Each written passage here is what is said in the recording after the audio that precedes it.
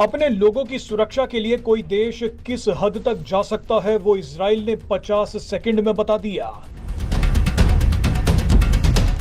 गुस्से में बेकाबू हो चुके इजराइल ने पूरा गाजा और आधा लेबनान साफ कर दिया है।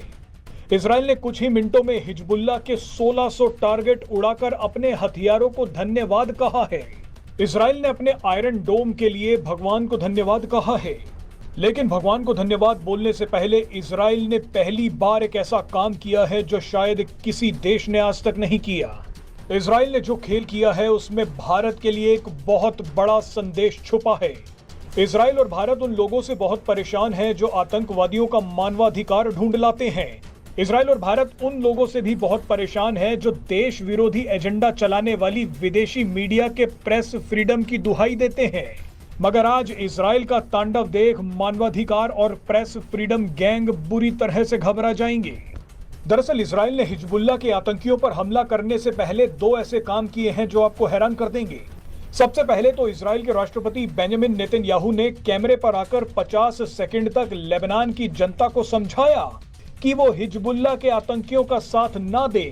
जहां जहां हिजबुल्लाह के लोग रहते हैं उन जगहों को खाली कर दें। नेतन्याहू ने लेबनान के लोगों से कहा कि हम आपको पहले ही चेतावनी दे रहे हैं, बाद में मानवाधिकारों की दुहाई मत देना।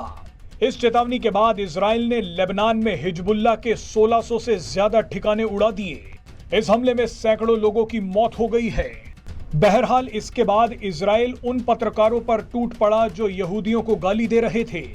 इजराइल को जानकारी मिली कि एक विदेशी पत्रकार अपने दफ्तर में बैठकर यहूदियों को गाली दे रहा था, इजराइल के खिलाफ झूठी बातें बोल रहा था। अब इजराइल भी कहां चुप बैठने वाला था। इजराइल ने उस दफ्तर को ही उड़ा दिया जहां पर यह पत्रकार लाइव दे रहा था। पत्रकार बच गया लेकिन दफ्तर की एक एक ईंट बिखर गई। इसके बाद तो और बड़ा खेल हो गया।